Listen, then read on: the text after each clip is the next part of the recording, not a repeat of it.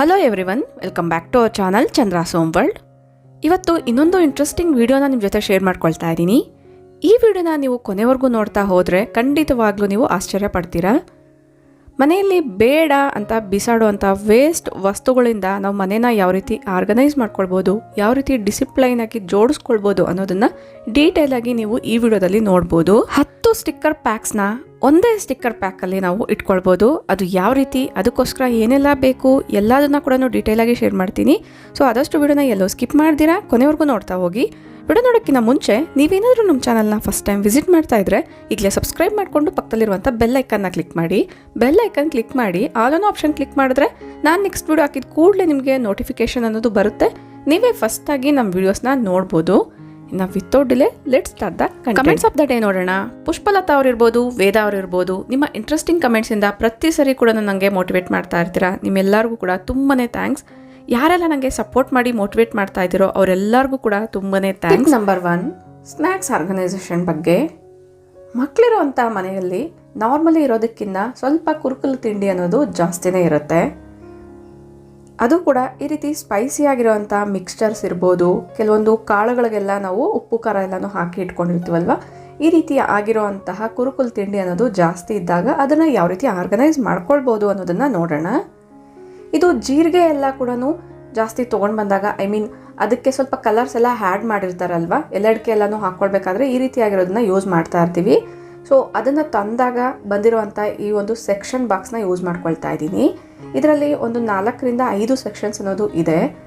ಪ್ರತಿ ಸೆಕ್ಷನಲ್ಲೂ ಕೂಡ ನಮಗೆ ಒಂದು 50 ಗ್ರಾಮ್ಸ್ ಅಷ್ಟು ಸ್ನ್ಯಾಕ್ಸ್ ಅನ್ನೋದು ಇಳಿಸುತ್ತೆ. ಇದರಲ್ಲಿ ನಾನು 5 ರೀತಿಯಲ್ಲಿರುವಂತಹ ಕುರುಕುಲು ತಿಂಡಿನ ಹಾಕ್ಕೊಂಡಿದ್ದೀನಿ. ಇದನ್ನು ಕ್ಯಾಪ್ನ ಕ್ಲೋಸ್ ಮಾಡಿಬಿಟ್ಟು ಬೇಕು ಅಂದಾಗ ಯಾವ್ದು ಬೇಕೋ ಅದ್ರ ಕಡೆ ನಾವು ಈ ರೀತಿ ಟರ್ನ್ ಮಾಡಿಕೊಂಡು ಕ್ಯಾಪ್ನ ಓಪನ್ ಮಾಡ್ಕೊಳ್ಬೋದು. ಬೇಡ ಅಂದಾಗ ಲಾಕ್ ಮಾಡಿ ಕೂಡ ಇಡ್ಬೋದು. ನಾರ್ಮಲಾಗಿ ನಾವು ಏನಾದರೂ ಕುರುಕುಲು ತಿಂಡಿನ ತೊಗೊಳಕ್ಕೆ ಹೋದರೆ ಯಾವುದಿರುತ್ತೋ ಅದನ್ನೇ ಒಂದನ್ನೇ ಜಾಸ್ತಿ ತೊಗೊಳ್ತಾ ಇರ್ತೀವಿ. ಅದ್ರ ಬದಲಾಗಿ ನಾನು ತೋರಿಸ್ತಿರೋವಂಥ ಸೆಕ್ಷನ್ ಬಾಕ್ಸಲ್ಲಿ ಹಾಕಿ ಇಟ್ಕೊಂಡ್ರೆ ಎಲ್ಲದನ್ನು ಅಟ್ ಎ ಟೈಮ್ ಯಾವ್ದು ಬೇಕೋ ಅದನ್ನು ಸ್ವಲ್ಪ ಸ್ವಲ್ಪ ತೊಗೊಳ್ಬೋದು. ಇದೇ ರೀತಿಯೇ ಚಾಕ್ಲೇಟ್ಸ್ ಇರ್ಬೋದು, ಬಿಸ್ಕೆಟ್ಸ್ ಇರ್ಬೋದು, ಎಲ್ಲದನ್ನು ಆರ್ಗನೈಸ್ ಮಾಡ್ಕೊಳ್ತಾ ಇದ್ದೀನಿ. ನಿಮಗೆ ಒಂದು ಐಡಿಯಾ ಬರುತ್ತೆ ಅನ್ನೋದ್ರಿಂದ ಶೇರ್ ಮಾಡ್ತಾ ಇದ್ದೀನಿ. ಇಲ್ಲಿ ಏನು ನೋಡ್ತಾ ಇದ್ದೀರಾ, ಇದು ಒಂದು ಐರನ್ ಬಾಕ್ಸ್. ಅಂದರೆ ಚಾಕ್ಲೇಟ್ಸ್ ಎಲ್ಲ ತೊಗೊಂಡಾಗ ಈ ರೀತಿ ಬಾಕ್ಸಲ್ಲಿ ಹಾಕಿ ಕೊಟ್ಟಿರ್ತಾರೆ.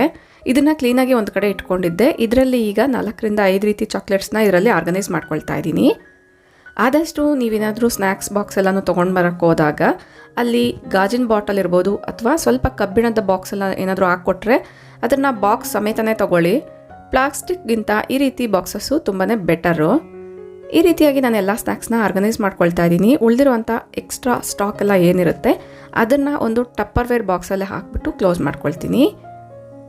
ಆಗಲೇ ತೋರಿಸಿದಂತಹ ಈ ಒಂದು ಮಿಕ್ಸ್ಚರ್ಸ್ ಇರ್ಬೋದು, ಕಾಳುಗಳೆಲ್ಲ ಏನಿರುತ್ತೆ ಉಪ್ಪು ಖಾರ ಎಲ್ಲ ಇಟ್ಟಿರುವಂಥದ್ದು, ಇದನ್ನು ಈ ರೀತಿ ಒಂದು ರಬ್ಬರ್ ಬ್ಯಾಂಡ್ನ ಯೂಸ್ ಮಾಡಿಬಿಟ್ಟು ಸೆಕ್ಯೂರ್ ಮಾಡಿ ಅದೇ ಬಾಕ್ಸಲ್ಲೇ ಇಟ್ಕೊಂಡಿದ್ದೀನಿ.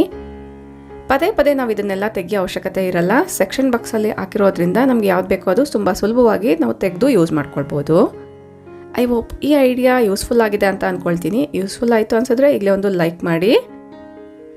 ಒಂದರಲ್ಲೇ 4-5 ರೀತಿಯಲ್ಲಿರುವಂಥ ಸ್ನ್ಯಾಕ್ಸ್ನ ನಾನು ಆರ್ಗನೈಸ್ ಮಾಡ್ಕೊಂಡಿದ್ದೀನಿ.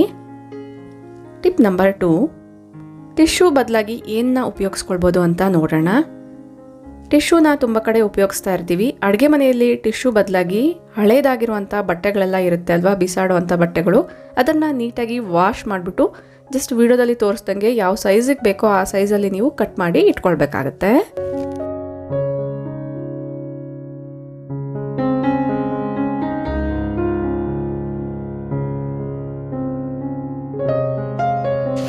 ಈ ರೀತಿ ಕಟ್ ಮಾಡಿ ಇಟ್ಕೊಂಡಿರುವಂತಹ ಬಟ್ಟೆಗಳನ್ನ ಯಾವ ರೀತಿ ಜೋಡಿಸ್ಕೊಳ್ಳೋದು ಅಂತ ನೋಡೋಣ. ಫಸ್ಟಿಗೆ ಸ್ವಲ್ಪ ದೊಡ್ಡದಾಗಿರುವಂಥ ಬಟ್ಟೆಗಳನ್ನ ಎಲ್ಲ ಕೂಡ ಈ ರೀತಿಯಾಗಿ ಮಡಚಿ ಇಟ್ಕೊಳ್ತಾ ಇದ್ದೀನಿ. ಇದನ್ನು 2 ರೀತಿಯಲ್ಲಿ ಜೋಡಿಸ್ಕೊಳ್ಬೋದು. ಫಸ್ಟ್ ಒನ್ ಬಂದು ಈ ರೀತಿ ಕಾರ್ಡ್ಬೋರ್ಡ್ ಬಾಕ್ಸಸ್ ಎಲ್ಲ ಇರುತ್ತೆ ಅಲ್ವಾ, ನಾನು ವಿಡಿಯೋದಲ್ಲಿ ತೋರಿಸ್ದಂಗೆ ಕಟ್ ಮಾಡಿ ಇಟ್ಕೊಳ್ಬೇಕಾಗತ್ತೆ. ಇದರಲ್ಲಿ ನಾವು ಕಟ್ ಮಾಡಿ ಇಟ್ಕೊಂಡಿರೋಂತಹ ಹಳೆ ಬಟ್ಟೆಗಳನ್ನ ಜೋಡಿಸ್ಕೊಳ್ತಾ ಇದ್ದೀನಿ. ಅಡುಗೆ ಮನೆಯಲ್ಲಿ ಜಾಗ ಜಾಸ್ತಿ ಇತ್ತು ಅನ್ಸಿದ್ರೆ ಯಾವುದಾದ್ರೂ ಒಂದು ಕಬೋರ್ಡಲ್ಲಿ ಈ ಒಂದು ಬಾಕ್ಸ್ನ ಇಟ್ಬಿಟ್ಟು ಯೂಸ್ ಮಾಡ್ಕೊಳ್ಬೋದು. ಟಿಶ್ಯೂ ಬದಲಾಗಿ ನಾವು ಈ ಒಂದು ಬಟ್ಟೆನ ಯೂಸ್ ಮಾಡಿಕೊಂಡು ಇದನ್ನು ಯೂಸ್ ಮಾಡಿದಾದ್ಮೇಲೆ ಡೈರೆಕ್ಟಾಗಿ ಡಸ್ಟ್ಬಿನಲ್ಲೂ ಕೂಡ ಹಾಕೊಳ್ಬೋದು. ಕಾರ್ಡ್ಬೋರ್ಡ್ ಬಾಕ್ಸ್ ಇಲ್ಲ ಅಂದರೆ ಈ ರೀತಿ ಜೋಡಿಸ್ಕೊಳ್ಬೋದು. ಫಸ್ಟ್ಗೆ ಇದಕ್ಕೆ ಬಟ್ಟೆ ಒಣಗಾಕೋಕ್ಕೆ ಯೂಸ್ ಮಾಡೋ ಅಂಥ ಕ್ಲಿಪ್ನ ತೊಗೊಂಡಿದ್ದೀನಿ. ಇದು ಬಂದು ಡಬಲ್ ಸೈಡ್ ಟೇಪ್. ವಿಡಿಯೋದಲ್ಲಿ ತೋರಿಸ್ದಂಗೆ ಎಷ್ಟು ಬೇಕೋ ಅಷ್ಟು ಕಟ್ ಮಾಡ್ಕೊಳ್ಬೇಕಾಗತ್ತೆ. ಕಟ್ ಮಾಡ್ಕೊಂಡಿರುವಂಥ ಡಬಲ್ ಸೈಡ್ ಟೇಪ್ನ ಈ ಒಂದು ಬಟ್ಟೆ ಒಣಗಾಕುವಂಥ ಕ್ಲಿಪ್ಗೆ ಈ ರೀತಿಯಾಗಿ ಸ್ಟಿಕ್ ಮಾಡಿಕೊಂಡು ಆ ಒಂದನ್ನು ನಾನು ಈ ರೀತಿ ಕಬೋರ್ಡ್ಗೆ ಸ್ಟಿಕ್ ಮಾಡ್ಕೊಳ್ತಾ ಇದ್ದೀನಿ. ಜಸ್ಟ್ ವಿಡಿಯೋನ ಫಾಲೋ ಮಾಡ್ತಾ ಹೋದರೆ ಕರೆಕ್ಟಾಗಿ ಅರ್ಥ ಆಗುತ್ತೆ. ಈಗ ಒಂದು ವಾಟರ್ ಬಾಟಲ್ನ ತೊಗೊಂಡಿದ್ದೀನಿ. ಇದು ಕೂಡ ಖಾಲಿಯಾಗಿರೋವಂಥದ್ದು. ವಿಡಿಯೋದಲ್ಲಿ ತೋರಿಸ್ದಂಗೆ ಚಾಕುನ ಬಿಸಿ ಮಾಡಿಕೊಂಡು ಕಟ್ ಮಾಡ್ಕೊಳ್ಬೇಕಾಗುತ್ತೆ. ಪೂರ್ತಿಯಾಗಿ ಎಲ್ಲ ನೋಡ್ತಾ ಇದ್ದೀರಲ್ಲ, ಈ ರೀತಿಯಾಗಿ ಕಟ್ ಮಾಡಿ ಇಟ್ಕೊಂಡಿದ್ದೀನಿ. ಈಗ ಈ ಒಂದು ಕ್ಯಾಪ್ಗೆ ಒಂದು ದಾರನ ಹಾಕ್ಕೊಳ್ತಾ ಇದ್ದೀನಿ.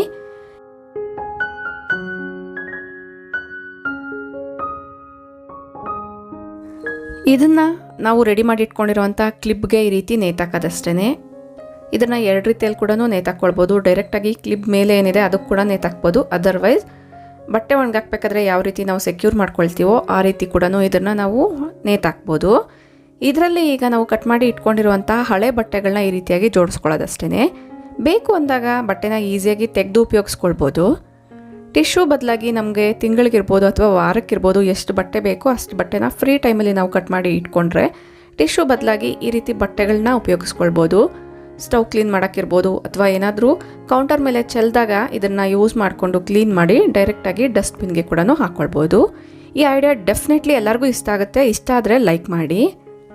ನೆಕ್ಸ್ಟು ಮೊಟ್ಟೆಗಳನ್ನ ಫ್ರಿಜ್ಜಲ್ಲಿ ಜೋಡಿಸ್ಕೊಳ್ತಾ ಇರ್ತೀವಿ. ಬಟ್ ಫ್ರಿಜ್ಜಲ್ಲಿ ಕೊಟ್ಟಿರೋವಂಥ ಟ್ರೇಯಲ್ಲಿ 8 ಮೊಟ್ಟೆನ ಮಾತ್ರನೇ ಜೋಡ್ಸೋಕ್ಕಾಗುತ್ತೆ. ಒನ್ಸ್ ನಾವು 1 ಡಜನ್ ಮೊಟ್ಟೆಗಳು ತೊಗೊಂಬಂದರೂ ಕೂಡ ಇದರಲ್ಲಿ ಜೋಡ್ಸೋಕ್ಕಾಗಲ್ಲ. ಸೊ ಅಂಥ ಟೈಮಲ್ಲಿ ನಾವು ಒಂದು ಬೌಲಲ್ಲೆಲ್ಲ ಹಾಕ್ಬಿಟ್ಟು ಫ್ರಿಜ್ಜಲ್ಲಿ ಇಟ್ಕೊಳ್ತಾ ಇರ್ತೀವಿ. ಅದು ಆ ಕಡೆ ಈ ಕಡೆ ಅಲ್ಗಾಡ್ತಾ ಇರುತ್ತೆ. ಅದನ್ನು ಅವಾಯ್ಡ್ ಮಾಡೋದಕ್ಕೋಸ್ಕರ ನಾವು ಮಾರ್ಕೆಟಲ್ಲಿ ಮೊಟ್ಟೆನ ತೊಗೊಂಬರ್ಬೇಕಾದ್ರೆ ಈ ರೀತಿ ಕಾರ್ಡ್ಬೋರ್ಡ್ ಬಾಕ್ಸಲ್ಲಿ ಹಾಕ್ಕೊಡ್ತಾರೆ. ಆ ಒಂದು ಬಾಕ್ಸ್ನ ಬಿಸಾಡ್ದಿರ ಇಟ್ಕೊಂಡ್ರೆ ಎಕ್ಸ್ಟ್ರಾ ಮೊಟ್ಟೆಗಳೆಲ್ಲ ಇದ್ದಾಗ ಇದರಲ್ಲಿ ಈ ರೀತಿಯಾಗಿ ಜೋಡಿಸ್ಕೊಳ್ಬೋದು. ಇದು ಕಾರ್ಡ್ಬೋರ್ಡ್ ಬಾಕ್ಸ್ ಸ್ವಲ್ಪ ಸ್ಟ್ರಾಂಗ್ ಆಗಿರೋ ಕಾರಣ ಆ ಕಡೆ ಈ ಕಡೆ ಅಲ್ಗಾಡ್ದಿರ ಇರುತ್ತೆ. ಸೆಕ್ಷನ್ಸ್ ಕೂಡ ಕೊಟ್ಟಿರೋದ್ರಿಂದ ನಾವು ಪ್ರತಿಯೊಂದು ಸೆಕ್ಷನಲ್ಲೂ ಕೂಡ ಒಂದೊಂದು ಮೊಟ್ಟೆನ ಇಟ್ಬಿಟ್ಟು ಜೋಡಿಸ್ಕೊಳ್ಬೋದು. ಫ್ರಿಜ್ಜಲ್ಲಿ ಇದನ್ನ ಈ ರೀತಿಯಾಗಿ ಇಟ್ಬಿಟ್ಟು ಇದ್ರ ಮೇಲೆ ಬೇಕಾದ್ರೆ ನಾವು ಯಾವ್ದಾದ್ರು ಒಂದು ಬಾಕ್ಸ್ನ ಕೂಡ ಇಟ್ಕೊಳ್ಬೋದು. ಕಾರ್ಡ್ಬೋರ್ಡ್ ಬಾಕ್ಸ್ ಸ್ವಲ್ಪ ಸ್ಟ್ರಾಂಗ್ ಆಗಿರೋ ಕಾರಣ ಅದ್ರ ಮೇಲೆ ನಾವು ಏನಾದರೂ ಬಾಕ್ಸ್ ಇಟ್ಟರೂ ಕೂಡ ಏನೂ ಪ್ರಾಬ್ಲಮ್ ಆಗಲ್ಲ. ಇಷ್ಟ ಆಯಿತು ಅನ್ಸಿದ್ರೆ ಈಗಲೇ ಒಂದು ಲೈಕ್ ಮಾಡಿ. ನೆಕ್ಸ್ಟ್ ಟಿಪ್ಪು ಸ್ಟಿಕ್ಕರ್ಸ್ಗೆ ಸಂಬಂಧಪಟ್ಟಿರೋವಂಥದ್ದು. ಸಾಮಾನ್ಯವಾಗಿ ಸ್ಟಿಕ್ಕರ್ಸ್ನ ತುಂಬ ಬಣ್ಣದಲ್ಲಿರೋ ಅಂಥದ್ದನ್ನು ತೊಗೊಂಡು ಬಂದಿರ್ತೀವಿ. ತುಂಬ ಡಿಫ್ರೆಂಟ್ ಪ್ಯಾಟ್ರನ್ ಇರೋದನ್ನು ಕೂಡ ತೊಗೊಂಡು ಬಂದು ಇಟ್ಕೊಂಡಿರ್ತೀವಿ. ಇಲ್ಲಿ ಒಂದು 7ರಿಂದ 8 ಸ್ಟಿಕ್ಕರ್ ಪ್ಯಾಕ್ಸ್ ಇದೆ. ಇದನ್ನು ನಾವು ಡೈರೆಕ್ಟಾಗಿ ತೊಗೊಂಡೋಗಿ ಇಡ್ತೀವಿ ಅನ್ನೋದಾದರೆ ಇಷ್ಟು ಜಾಗ ಅನ್ನೋದು ಬೇಕಾಗುತ್ತೆ. ಬಟ್ ಈ ಎಲ್ಲ ಸ್ಟಿಕ್ಕರ್ ಪ್ಯಾಕ್ಸ್ನ ಒಂದೇ ಸ್ಟಿಕ್ಕರ್ ಪ್ಯಾಕಲ್ಲಿ ಯಾವ ರೀತಿ ಜೋಡಿಸ್ಕೊಳ್ಬೋದು ಅನ್ನೋದನ್ನು ತಿಳಿಸ್ಕೊಡ್ತೀನಿ. ನೋಡಿ, ಇಲ್ಲಿ 7ರಿಂದ 8 ಸ್ಟಿಕ್ಕರ್ ಪ್ಯಾಕ್ಸ್ ಎಲ್ಲ ಏನಿದೆ ಇದೆಲ್ಲದನ್ನ ಕೂಡ ಈಗೇನು ತೋರಿಸ್ತೀನಿ ಈ ಒಂದೇ ಸ್ಟಿಕ್ಕರ್ ಪ್ಯಾಕಲ್ಲಿ ಜೋಡಿಸ್ಕೊಳ್ಬೋದು. ಇದು ಕೂಡ ಡೈಲಿ ವೇರ್ಗೆ ಯೂಸ್ ಮಾಡುವಂತಹ ಸ್ಟಿಕ್ಕರ್ ಪ್ಯಾಕೆ. ಬಟ್ ಇದು ಒಂದು ರೀತಿ ಬುಕ್ ರೀತಿಯಲ್ಲಿರುತ್ತೆ. ಇದು ಖಾಲಿ ಆದಾಗ ನೀವು ಇದನ್ನು ಯೂಸ್ ಮಾಡ್ಕೊಳ್ಬೋದು. ನನ್ನ ಹತ್ರ ಖಾಲಿ ಇರುವಂಥ ಸ್ಟಿಕ್ಕರ್ ಪ್ಯಾಕ್ ಇದೆ, ಇದನ್ನು ಯೂಸ್ ಮಾಡ್ಕೊಳ್ತಾ ಇದ್ದೀನಿ. ಫಸ್ಟು ನಾವು ಈಗ ಇರುವಂಥ ಸ್ಟಿಕ್ಕರ್ಸ್ ಎಲ್ಲ ಏನಿದೆ ವಿಡಿಯೋದಲ್ಲಿ ತೋರಿಸ್ದಂಗೆ ಅದನ್ನು ಕವರ್ ಸಪ್ರೇಟಾಗಿ ತೆಗೆದು ಇಟ್ಕೊಳ್ಬೇಕಾಗತ್ತೆ.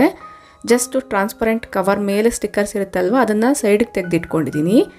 ಈಗ ಇದನ್ನು ಈ ಒಂದು ಸ್ಟಿಕ್ಕರ್ ಪ್ಯಾಕ್ ಅಂದರೆ ಈ ಒಂದು ಬುಕ್ಕಲ್ಲಿ ಜೋಡಿಸ್ಕೊಳ್ತಾ ಇದ್ದೀನಿ. ಜೋಡಿಸ್ಕೊಂಡು ಒಂದು ಪಿನ್ ಮಿಷಿನ್ನ ತೊಗೊಂಡು ಅಲ್ಲಲ್ಲಿ ಮಧ್ಯದಲ್ಲಿ ಒಂದೊಂದು ಪಿನ್ನ ಈ ರೀತಿಯಾಗಿ ಪಿನ್ ಮಾಡ್ಕೊಳ್ತಾ ಇದ್ದೀನಿ.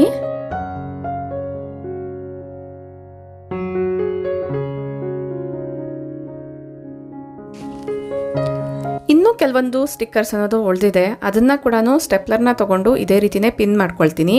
ಈ ರೀತಿ ಉದ್ದದಾಗಿರುವಂಥ ಸ್ಟಿಕ್ಕರ್ ಪ್ಯಾಕ್ಸಲ್ಲಿರುವಂಥದ್ದನ್ನು ಕೂಡ ವಿಡಿಯೋದಲ್ಲಿ ತೋರಿಸ್ದಂಗೆ ಫೋಲ್ಡ್ ಮಾಡಿಬಿಟ್ಟು ಇದಕ್ಕೆ ಈ ರೀತಿ ಪಿನ್ ಮಾಡ್ಕೊಳ್ಬೋದು.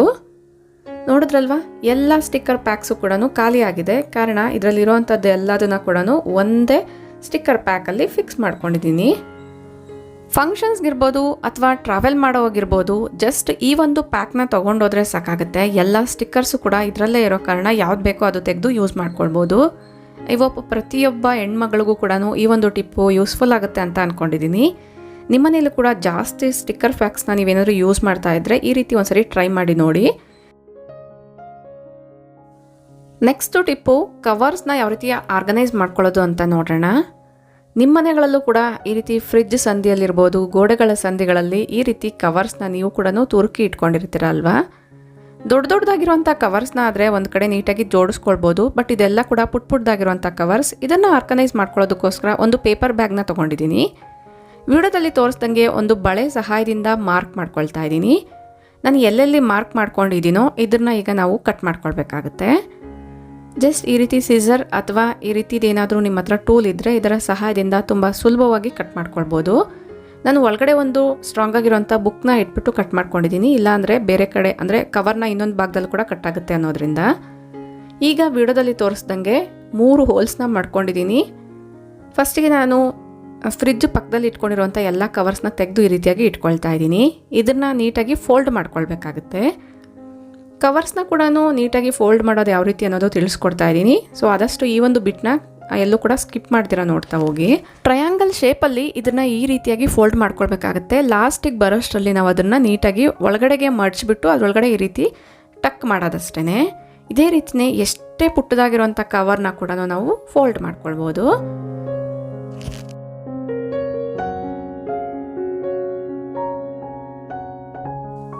ಎಲ್ಲ ಕವರ್ಸ್ನ ಕೂಡ ನಾನು ಇದೇ ರೀತಿಯೇ ಮಡಚಿ ಇಟ್ಕೊಳ್ತೀನಿ. ನೋಡಿ, ಈ ರೀತಿ ಎಲ್ಲದನ್ನ ಕೂಡ ಮಡಚಿ ಇಟ್ಕೊಂಡಿದ್ದೀನಿ. ನೋಡೋಕ್ಕೂ ಕೂಡ ತುಂಬ ನೀಟಾಗಿ ಕಾಣಿಸ್ತಾ ಇದೆ. ಈಗ ಈ ಎಲ್ಲ ಕವರ್ಸ್ನ ನಾವು ಆವಾಗಲೇ ಏನು ಮಾಡಿಟ್ಕೊಂಡಿದ್ದೀವಿ, DIY ಪೇಪರ್ ಬ್ಯಾಗು, ಇದರಲ್ಲಿ ಹಾಕ್ಕೊಳ್ಳೋದಷ್ಟೇ. ಹೋಲ್ಸ್ನ ಏನಕ್ಕೆ ಇಟ್ಕೊಂಡಿದ್ದೀನಿ ಅನ್ನೋದು ಕೂಡ ತಿಳಿಸ್ಕೊಡ್ತೀನಿ. ಈ ರೀತಿ ಕವರ್ಸ್ ಎಲ್ಲ ಹಾಕಿದ ಆದಮೇಲೆ ನಾವು ಯಾವುದಾದ್ರೂ ಒಂದು ಕವರ್ನ ತೊಗೊಳ್ಬೇಕು ಅನ್ನೋದಾದರೆ ತುಂಬ ಚಿಕ್ಕದಾಗಿರುವಂಥ ಕವರ್ಸು ಕೆಳಗಡೆನೇ ಉಳ್ಕೊಂಡಿರುತ್ತೆ. ಅದನ್ನು ನಾವು ಸೈಜ್ ಮೇರೆಗೆ ತೊಗೊಳ್ಬೋದು. ಪುಟ್ಟದಾಗಿರುವಂಥ ಕವರು ಮಡಚಿದಾಗ ತುಂಬ ಸಣ್ಣದಾಗೆ ಇರುತ್ತೆ ಅಲ್ವಾ, ಈ ಹೋಲ್ಸಿಂದ ತುಂಬ ಸುಲಭವಾಗಿ ತೊಗೊಳ್ಬೋದು. ಇಷ್ಟ ಆದರೆ ಲೈಕ್ ಮಾಡಿ. ನೆಕ್ಸ್ಟು ಟಿಪ್ಪು, ಇದು ಒಂದು ಸಿರಪ್ ಬಾಟಲ್ಲು.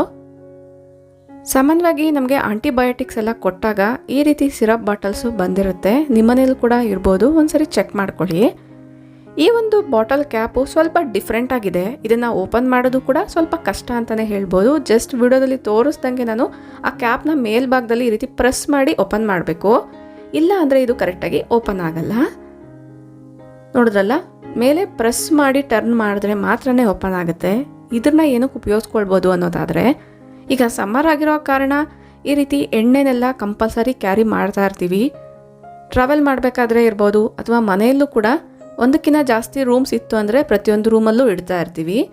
ಕರೆಕ್ಟಾಗಿರುವಂಥ ಬಾಟಲಲ್ಲಿ ಹಾಕಿಲ್ಲ ಅನ್ನೋದಾದರೆ ಇದು ಕೆಳಗಡೆ ಎಲ್ಲ ಚೆಲ್ತಾ ಇರುತ್ತೆ. ಬಟ್ ಈ ಬಾಟಲಲ್ಲಿ ಹಾಕೋ ಕಾರಣ ಇದನ್ನು ನಾವು ಉಲ್ಟಾ ಇಟ್ಟರೂ ಕೂಡ ಒಂದು ಡ್ರಾಪಷ್ಟು ಎಣ್ಣೆ ಕೂಡ ಹೊರಗಡೆ ಬರಲ್ಲ. ಯಾಕಂದರೆ ಇದರ ಕ್ಯಾಪ್ನ ನಾವು ಕ್ಲೋಸ್ ಮಾಡಿದಾಗ ತುಂಬ ನೀಟಾಗಿ ಫಿಕ್ಸ್ ಆಗುತ್ತೆ. ಜಸ್ಟ್ ಪ್ರೆಸ್ ಮಾಡಿ ಓಪನ್ ಮಾಡೋವರೆಗೂ ಇದು ಓಪನ್ ಆಗಲ್ಲ. ಇಂಟ್ರೆಸ್ಟಿಂಗ್ ಆಗಿತ್ತು ಅನಿಸಿದ್ರೆ ನೀವು ಒಂದ್ಸರಿ ಟ್ರೈ ಮಾಡಿ ನೋಡಿ. ಅಥವಾ ನೀವು ಈ ರೀತಿ ಡ್ರಾಪ್ಸ್ ಎಲ್ಲ ಯೂಸ್ ಮಾಡೋದಾದರೆ ಈ ಬಾಟಲ್ಸ್ನೆಲ್ಲ ಪೂರ್ತಿಯಾಗಿ ಕ್ಲೀನ್ ಮಾಡಿಕೊಂಡೇ ನಾವು ಇದರಲ್ಲಿ ಎಣ್ಣೆನ ತುಂಬಿಸ್ಕೊಳ್ಬೇಕಾಗತ್ತೆ. ಇದರಲ್ಲಿ ಡ್ರಾಪ್ಸ್ ಆಗಿರೋ ಕಾರಣ ಮಲಗಬೇಕಾದ್ರೆ ಒಕ್ಕಳ ಮೇಲೆ ಒಂದು ಡ್ರಾಪಷ್ಟು ಕ್ಯಾಸ್ಟರ್ ಆಯಿಲ್ನ ಹಾಕೊಳ್ಳೋದ್ರಿಂದ ಕೂಡ ದೇಹ ತುಂಬಾ ತಂಪಾಗಿರುತ್ತೆ. ನೆಕ್ಸ್ಟು ಟಿಪ್ಪು, ಕೆಲವೊಂದು ವೈರ್ ಗ್ಯಾಜೆಟ್ಸ್ನ ತೊಗೊಂಡಾಗ ಈ ರೀತಿ ಬ್ಯಾಗ್ಸ್ ಅನ್ನೋದು ಬರುತ್ತೆ. ಒಳಗಡೆ ಇದಕ್ಕೆ ಈ ರೀತಿಯಾಗಿರುವಂಥ ಸ್ಯಾಟಿನ್ ಮೆಟೀರಿಯಲ್ ಕೂಡ ಕೊಟ್ಟಿರ್ತಾರೆ. ಇದರಲ್ಲಿ ಕೆಲವೊಂದು ಜ್ಯುವೆಲರೀಸ್ನ ಕೂಡ ನಾವು ಇಟ್ಬಿಟ್ಟು ಆರ್ಗನೈಸ್ ಮಾಡ್ಕೊಳ್ಬೋದು. ಸದ್ಯಕ್ಕೆ ನಾನು ಇದರಲ್ಲಿ ಹೇರ್ ಕ್ಲಿಪ್ಸ್ನ ಇಟ್ಕೊಳ್ತಾ ಇದ್ದೀನಿ. ಸ್ವಲ್ಪ ಡಿಸೈನರಿ ಏರ್ ಕ್ಲಿಪ್ಸ್ ಎಲ್ಲ ಏನಿರುತ್ತೆ, ಇದರ ಮೇಲೆ ಸ್ಟೋನ್ಸ್ ಇರ್ಬೋದು, ಪರ್ಲ್ಸ್ ಇರ್ಬೋದು ಬಂದಿರುತ್ತೆ. ಡೈರೆಕ್ಟಾಗಿ ಇಡೋದಾದರೆ ಇದ್ರ ಮೇಲೆ ಇರುವಂಥ ಸ್ಟೋನ್ ಕಲರ್ ಎಲ್ಲ ಚೇಂಜ್ ಆಗುತ್ತೆ. ಈ ರೀತಿ ಡಿಸೈನ್ಸ್ ಇರೋ ಅಂತಹ ಏರ್ ಕ್ಲಿಪ್ಸ್ ಇರ್ಬೋದು ಅಥವಾ ಏರ್ ಪಿನ್ಸ್ ಎಲ್ಲ ಏನಿರುತ್ತೆ ಅದನ್ನು ಈ ರೀತಿ ಬ್ಯಾಗ್ಸಲ್ಲಿ ಹಾಕಿ ಜೋಡಿಸ್ಕೊಳ್ಬೋದು. ಬೇಕು ಅಂದಾಗ ತುಂಬ ಸುಲಭವಾಗಿ ಕೂಡ ತೊಗೊಳ್ಬೋದು. ಯಾವುದೇ ಕಾರಣಕ್ಕೂ ಇದರಲ್ಲಿಟ್ಟಿರುವಂಥ ಪ್ರಾಡಕ್ಟ್ಸ್ ಮೇಲೆ ಇರುವಂಥ ಸ್ಟೋನ್ಸ್ ಇರ್ಬೋದು ಅಥವಾ ಏನು ಡಿಸೈನ್ ಇರುತ್ತೆ ಅದೆಲ್ಲ ಕೂಡ ಬ್ಲಾಕ್ ಆಗದಿರ ಇರುತ್ತೆ. ಇದನ್ನು ಎಲ್ಲಿ ಬೇಕೋ ಅಲ್ಲಿ ತುಂಬ ಸುಲಭವಾಗೂ ಕೂಡ ಈ ರೀತಿ ನೇತಾಕ್ಬೋದು. ಇಂಟ್ರೆಸ್ಟಿಂಗ್ ಆಗಿತ್ತು ಅನಿಸಿದ್ರೆ ಫಾಲೋ ಮಾಡಿ. ನೆಕ್ಸ್ಟು, ಗೋಣಿ ಚೀಲನ ನೀವು ಯಾವತ್ತಾದರೂ ಐರನ್ ಮಾಡಿದ್ದೀರಾ? ಬಟ್ ನಾನು ಮಾಡ್ತೀನಿ. ಇದು ಗೋಣಿ ಚೀಲದಿಂದ ಮಾಡಿರೋ ಅಂತಹ ಒಂದು ಬ್ಯಾಗ್. ಇದರಲ್ಲಿ ತುಂಬ ಕ್ವಾಂಟಿಟಿ ಜಾಸ್ತಿ ಇಡಿಸುತ್ತೆ ಅನ್ನೋ ಕಾರಣ ವೆಜಿಟೇಬಲ್ಸ್ ಎಲ್ಲನೂ ತೊಗೊಂಬರೋಕ್ಕೆ ಹೋದಾಗ ಈ ಒಂದು ಬ್ಯಾಗ್ನ ನಾವು ತೊಗೊಂಡೋಗ್ತಾ ಇರ್ತೀವಿ. ಒನ್ಸ್ ನಾವೆಲ್ಲ ತೊಗೊಂಡು ಬಂದಿದ್ದ ಆದಮೇಲೆ ಒಂದು ಸರಿ ವಾಶ್ ಮಾಡಿನೇ ಇಡಬೇಕು. ವಾಶ್ ಮಾಡಿದ ಆದಮೇಲೆ ಇದು ಸ್ವಲ್ಪ ರಫ್ ಆಗು ಕೂಡ ಕನ್ವರ್ಟ್ ಆಗುತ್ತೆ. ನೋಡೋಕ್ಕೆ ಈ ರೀತಿಯಾಗಿರುತ್ತೆ. ಇದನ್ನು ಫೋಲ್ಡ್ ಮಾಡೋದು ಕೂಡ ತುಂಬ ಕಷ್ಟ. ಬಟ್ ಇದನ್ನು ನಾವು ಐರನ್ ಮಾಡಿಕೊಂಡ್ರೆ ನಾವು ಬ್ಯಾಗ್ನ ತೊಗೊಂಡಾಗ ಯಾವ ರೀತಿ ಇರುತ್ತೋ ಅದೇ ರೀತಿಯೇ ಆಗಿಬಿಡುತ್ತೆ. ಅದಕ್ಕೋಸ್ಕರ ನಾನು ಸ್ವಲ್ಪ ಐರನ್ನ ಪ್ರೆಷರ್ ಹಾಕಿ ಮಾಡ್ತಾಯಿದ್ದೀನಿ. ಈ ಒಂದು ಕ್ಲಾತ್ ಏನಿದೆ ಸ್ವಲ್ಪ ತಿಕ್ಕಾಗಿರೋ ಕಾರಣ ಸ್ವಲ್ಪ ಜಾಸ್ತಿ ಹೊತ್ತು ಐರನ್ ಮಾಡಬೇಕಾಗುತ್ತೆ. ಒಂದೇ ಪ್ಲೇಸಲ್ಲೇ ಸ್ವಲ್ಪ ಜಾಸ್ತಿ ಹೊತ್ತು ಐರನ್ ಬಾಕ್ಸ್ನ ಕೂಡ ಇಟ್ಕೊಳ್ಬೇಕಾಗತ್ತೆ. ಈ ರೀತಿ ಎಲ್ಲ ಕಡೆ ಐರನ್ ಮಾಡಿದಾದ್ಮೇಲೆ ಇದನ್ನ ಫೋಲ್ಡ್ ಮಾಡೋದು ತುಂಬಾ ಸುಲಭ. ಈಗ ನೋಡ್ತಾ ಇದ್ದೀರಲ್ಲ, ಹೊಸದಾಗಿ ಬ್ಯಾಗ್ನ ನೋಡಿದಾಗ ಯಾವ ರೀತಿ ಇರುತ್ತೋ ಅದೇ ರೀತಿಯೇ ಇರುತ್ತೆ. ನಿಮ್ಮನೇಲೂ ಕೂಡ ಈ ರೀತಿ ಬ್ಯಾಗ್ಸ್ ಏನಾದರೂ ಇದ್ದರೆ ಒಂದ್ಸರಿ ಟ್ರೈ ಮಾಡಿ ನೋಡಿ. ಈ ರೀತಿ ಬ್ಯಾಗ್ಸು ಸಾಮಾನ್ಯವಾಗಿ ಒಂದ್ಸರಿ ಏನಾದರೂ ವಾಶ್ ಮಾಡಿದ್ವಿ ಅಂದರೆ ಇದರ ಲುಕ್ಕೇ ಚೇಂಜ್ ಆಗಿಬಿಡುತ್ತೆ. ಬಟ್ ಐರನ್ ಮಾಡೋದ್ರಿಂದ ಅದರ ಲುಕ್ ಅನ್ನೋದು ವಾಪಸ್ ಬರುತ್ತೆ. ಫೋಲ್ಡ್ ಮಾಡಿ ಎಲ್ಲಿ ಬೇಕೋ ಅಲ್ಲಿ ಈ ರೀತಿಯಾಗಿ ಜೋಡಿಸ್ಕೊಳ್ಬೋದು. ನೆಕ್ಸ್ಟು ಲಾಂಗ್ ಬ್ಯಾಕ್ ಎಗೋ ನಾನು ವೆಜಿಟೇಬಲ್ಸ್ನ ಯಾವ ರೀತಿ ಸ್ಟೋರ್ ಮಾಡ್ತೀನಿ ಅನ್ನೋದನ್ನು ಶೇರ್ ಮಾಡಿದ್ದೆ. ಅದರಲ್ಲಿ ನೋಡಿರುವಂಥ ಬ್ಯಾಗ್ಸ್ನ ಮನೆಯಲ್ಲೇ ಯಾವ ರೀತಿ ಮಾಡ್ಕೊಳ್ಳೋದು ತೋರಿಸಿ ಅಂತ ಹೇಳಿದ್ರಿ. ಸೊ ಈ ವಿಡಿಯೋದಲ್ಲಿ ಅದ್ರ ಬಗ್ಗೆ ಪೂರ್ತಿಯಾಗಿ ಶೇರ್ ಮಾಡ್ತಾ ಇದ್ದೀನಿ. ಫ್ರಿಜ್ಜಲ್ಲಿ ತರಕಾರಿಗಳನ್ನ ಜೋಡಿಸ್ಕೊಳ್ಬೇಕಾದ್ರೆ ಈ ರೀತಿ ಬ್ಯಾಗ್ಸಲ್ಲಿ ನಾವು ಇಡ್ಬೋದು. ಇದೇ ರೀತಿಯಾಗಿರುವಂಥ ಬ್ಯಾಗ್ಸ್ ಮಾರ್ಕೆಟಲ್ಲಿ ಕೂಡ ಅವೈಲಬಲ್ ಇದೆ, ಬಟ್ ಪ್ರಿಂಟ್ ಎಲ್ಲ ಕೂಡ ಚೇಂಜ್ ಇರ್ಬೋದು. ಮನೆಯಲ್ಲೂ ಕೂಡ ತುಂಬ ಸುಲಭವಾಗಿ ಈ ಬ್ಯಾಗ್ಸ್ನ ರೆಡಿ ಮಾಡ್ಕೊಳ್ಬೋದು. ಅದಕ್ಕೋಸ್ಕರ ನಾನು ಒಂದು ಪಿಲ್ಲೋ ಕವರ್, ಅಂದರೆ ಈ ರೀತಿ ದಿಂಬೆಲ್ಲ ಇಡ್ತೀವಲ್ವ ಸೈಡ್ಗೆ ದಿವಾನಕ್ಕೆ, ಅದರ ಪಿಲ್ಲೋ ಕವರ್ಸ್ ಹಳೇದಾಗಿರುವಂಥದ್ದನ್ನು ತೊಗೊಂಡಿದ್ದೀನಿ. ಇದು ಒಂದು ಹಳೆ ಪಿಲ್ಲೋ ಕವರು. ಸೈಡ್ ದಿಂಬ್ಸ್ ಎಲ್ಲ ಏನು ಇಡ್ತೀವಿ ಅದಕ್ಕೆ ಹಾಕುವಂಥದ್ದು. ಈ ರೀತಿಯಾಗಿರುವಂಥದ್ದು ಇದ್ದರೆ ನೀವು ಉಪಯೋಗಿಸ್ಕೊಳ್ಬೋದು, ತುಂಬ ಸುಲಭ ಆಗುತ್ತೆ. ಅದರ್ವೈಸ್ ನಿಮಗೆ ಸ್ಟಿಚ್ಚಿಂಗ್ ಎಲ್ಲ ಚೆನ್ನಾಗಿ ಬರುತ್ತೆ ಅನ್ನೋದಾದರೆ ಜಸ್ಟ್ ನೀವು ವಿಡಿಯೋ ನೋಡ್ತಾ ಹೋದರೆ ನಿಮಗೆ ಗೊತ್ತಾಗ್ಬಿಡುತ್ತೆ. ನಾನು ಇದನ್ನು ಕಟ್ ಮಾಡಿ ಇಟ್ಕೊಂಡಿದ್ದೀನಿ. ಒಂದು ಕಟ್ ಮಾಡಿದ್ರೆ 2 ಬ್ಯಾಗ್ ಆಗುತ್ತೆ. ಈಗ ಇದನ್ನು ಉಲ್ಟಾ ಹಾಕ್ಕೊಂಡು ಈ ಎಡ್ಜ್ ಏನಿರುತ್ತೆ ಈ ಎಡ್ಜನ್ನ ವಿಡಿಯೋದಲ್ಲಿ ತೋರಿಸ್ದಂಗೆ ಈ ರೀತಿ ಫೋಲ್ಡ್ ಮಾಡ್ಕೊಳ್ಬೇಕಾಗತ್ತೆ. ಇದನ್ನು ಈ ರೀತಿಯಾಗಿ ಫೋಲ್ಡ್ ಮಾಡಿಕೊಂಡು ಹೊಲ್ಕೊಳ್ಬೇಕಾಗತ್ತೆ. ನಿಮ್ಮ ಹತ್ರ ಮಿಷಿನ್ ಇದ್ದರೆ ಮಿಷಿನಲ್ಲಾದರೂ ಹೊಲಿಗೆ ಹಾಕ್ಕೊಳ್ಬೋದು. ನಾನಿಲ್ಲಿ ಸೂಜಿ ದಾರನ ತೊಗೊಂಡು ಈ ರೀತಿಯಾಗಿ ಹೊಲ್ಕೊಳ್ತಾ ಇದ್ದೀನಿ.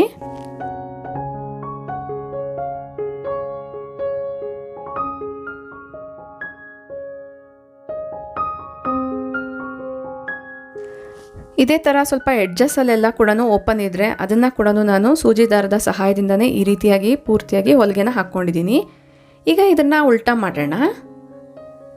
ನೋಡಿದ್ರಲ್ವ, ಫ್ರಿಡ್ಜ್ ಕವರ್ ಅನ್ನೋದು ರೆಡಿ ಆಗೋಯ್ತು. ಇದನ್ನು ಲಾಕ್ ಮಾಡೋದಕ್ಕೆ ತುಂಬ ಸುಲಭ ಆಗಲಿ ಅನ್ನೋದ್ರಿಂದ ಯಾವುದಾದ್ರೂ ಒಂದು ಲಾಡಿ ದಾರ ಅಂತ ಏನು ಹೇಳ್ತೀವಿ, ಒಂದು ನಾಡನ ತೊಗೊಂಡ್ಬಿಟ್ಟು ಇದಕ್ಕೆ ಹಾಕ್ಕೊಳ್ಳೋದಷ್ಟೇ. ಇದೇ ರೀತಿ ನಾನು 2 ಕವರ್ನ ಕೂಡ ರೆಡಿ ಮಾಡ್ಕೊಂಡಿದ್ದೀನಿ. ಈ 2ಕ್ಕೂ ಕೂಡ ನಾಡನ ಹಾಕ್ಕೊಳ್ತೀನಿ. ಈ ರೀತಿ ನಾಡನ ಹಾಕ್ಕೊಂಡ್ರೆ ನಮಗೆ ಬೇಕಾಗಿರುವಂಥ ಫ್ರಿಡ್ಜ್ ಕವರ್ ರೆಡಿ ಆಗುತ್ತೆ.